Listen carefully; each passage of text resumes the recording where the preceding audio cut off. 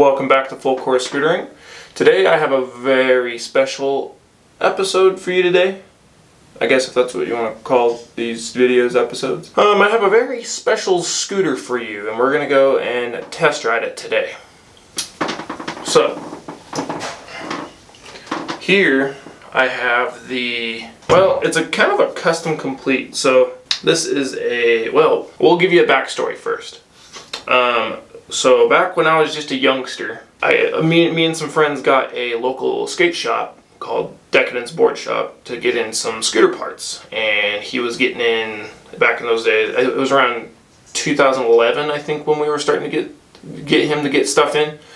And he was getting yak wheels in and eagle wheels in, and then Addict was just starting to make their scooter parts, so he ordered some Addict stuff from the same distribution as he was getting like district parts from and all this. So he built this custom complete for his skate shop back in about 2012, and this thing is, in my opinion, I think it's very, very rare.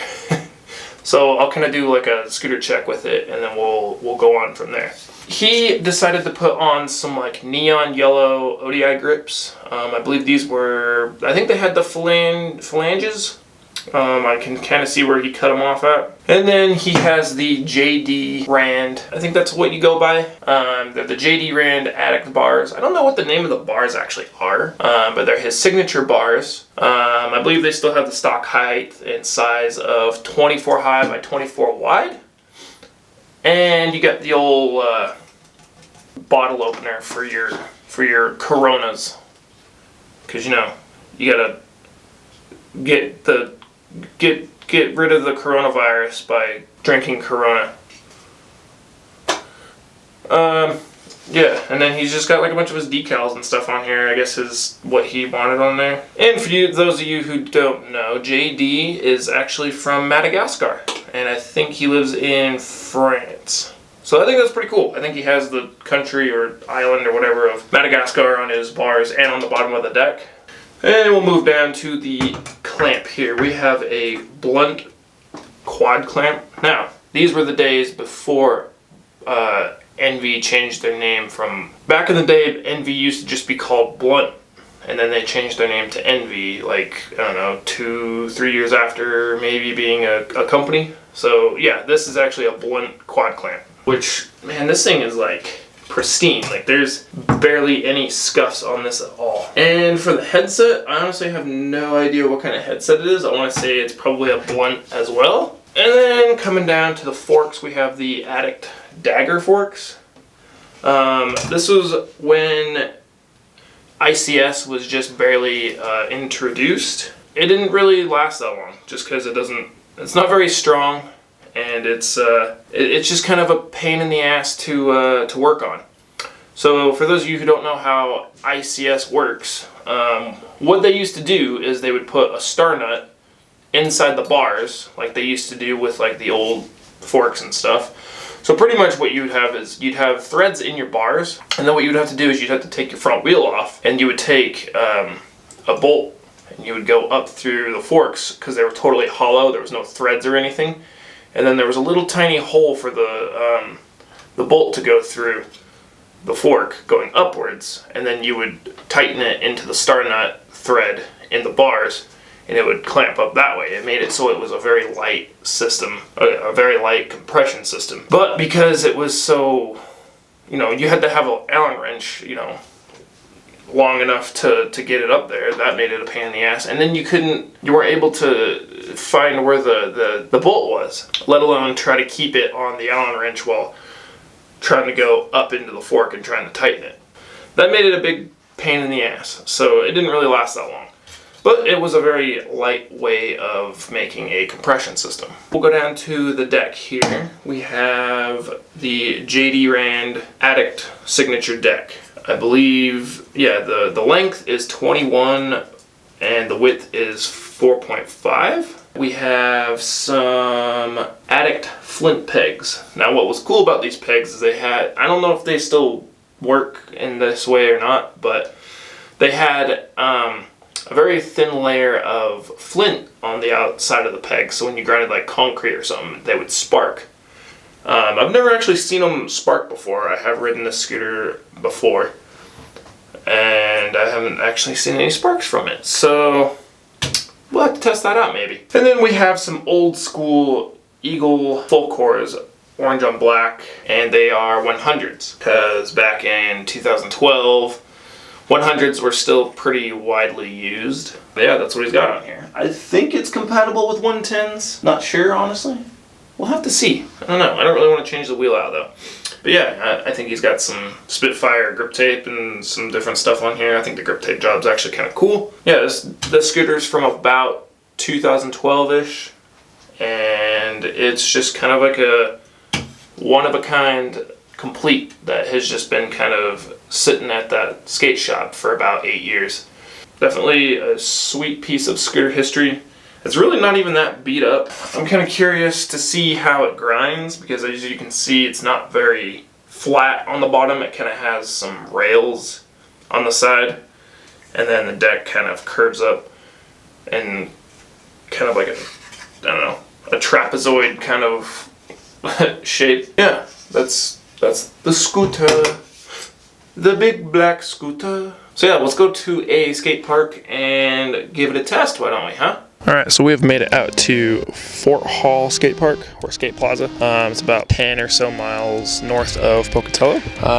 This park was built in, I want to say, 2014. The reason why I chose this park is because it's closer than American Falls, and it's smooth, so I'm not going to tear up the wheels, and it's a little bit more suited for, I guess, the style of riding I'll be doing on the scooter. So yeah, we'll get some clips then.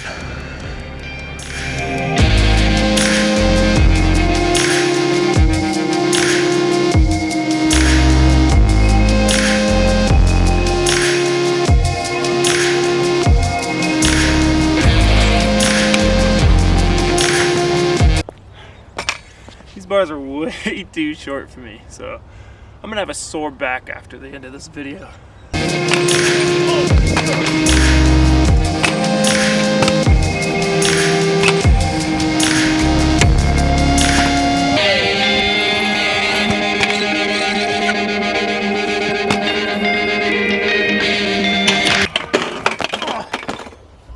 Oh, fuck. Oh, I got tossed on that one.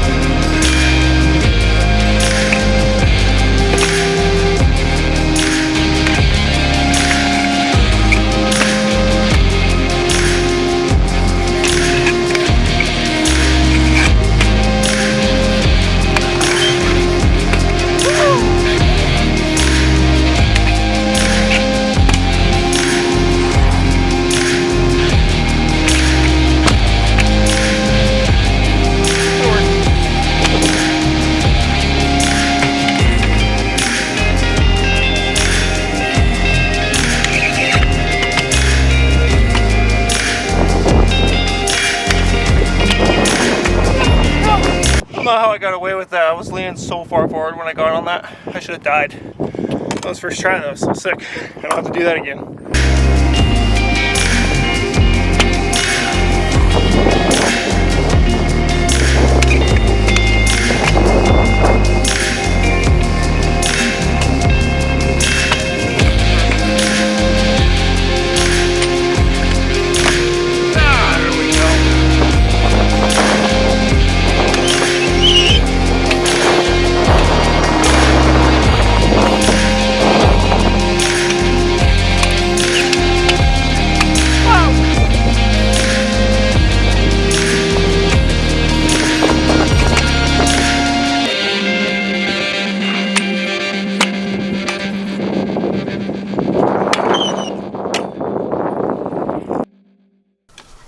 that's about it for the video of me riding this. At least I just don't really want to beat it up any more than it already is, because it's a collector's item now. But let's talk about how she feels and how it rides. So the grips definitely are broken in. Usually when you get the regular ODI grips with the flanges, they're usually pretty hard, but these are definitely a lot softer. And the bars, man, these things are, 24 was like kind of the standard height back in those days. You really didn't see a lot of bars exceed like 25 or 26. Like, it was still pretty small. So yeah, my back is very tired from being hunched over with this.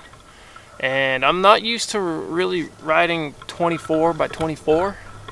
It's just kind of a weird combination of like really short but like really wide, in my opinion. The quad clamp, I mean, it's a clamp that holds it tight. It's kind of like an SCS, but it's a quad clamp. The headset spins very well. These forks feel very these forks feel, what the heck? Where'd the dirt come from? These forks feel very cheesy, and like they just feel, they're so light that they just kind of feel like they're gonna like break. So they're kind of like sketchy. Definitely this scooter needs some 110s on it. They're definitely squared out, so they're very small. And well, this was the back wheel, but I flipped it and you can see that it's super chunked. So when you do like left hand turns, it's just really like you really just feel like the front wheel is just gonna like wash out. And I don't think there's a spacer between the bearings, so I can't even tighten it all the way. So that sucks. I have to leave it loose or else it just won't spin. The pegs, they definitely feel like they need like a good coat of wax on them, because you use them in like the 50/50s or double peg grinds, and you just slow down so fast. I don't know. That, and I haven't really ridden pegs in a very long time, so granted, I kind of forget how pegs ride. The bottom of the deck, I've always liked the shape and everything of Addict decks, but man, they just don't balance very good on like board slides and stuff. Like, it's very hit or miss, in my opinion. I've always had 3 decks that I've always hated the way that they grind. Addict decks, the old Addict decks, the V1 Ethic Lindworm, and the TSI Flight 20. Those ones are like the worst, and this is terrible. I don't know, it's just not a very good, they should have made it square, but you know, it was 2012. District kind of had square decks, and I think they should have kind of followed the same idea. You know, I don't want to say it's a bad scooter, but I don't want to say it's a good scooter, but it's like, it's old, so I mean, it was good for the technology of scooters back in 2012, 2013. I definitely miss the way that scooters like kind of performed back then. I don't know, it's kind of weird because like the scooters nowadays perform better in different categories than they did back in the day, and the ones back in the day are better in certain ways than the ones nowadays. Like, I miss the lightness of the decks back then, and they were just very simple, I guess. And the decks and like scooters and stuff nowadays are just they're very big, they're bulky, they're heavy, so you can't really just toss the scooter like and just throw it around as much as you want to nowadays. You know, everything's a lot stronger nowadays rather than it being very light and still very far away from good development. I don't know, it's just kind of a cool thing. I love riding parts that were manufactured from back in the day, just to get like a feel of like what stuff used to feel like back in the day over how stuff rides nowadays. So I don't know, it's pretty cool. I'm very glad that I picked the scooter up, add it to the collection. I'm gonna finish my sesh on my regular scooter, put this one away, and until the next video, have a good one.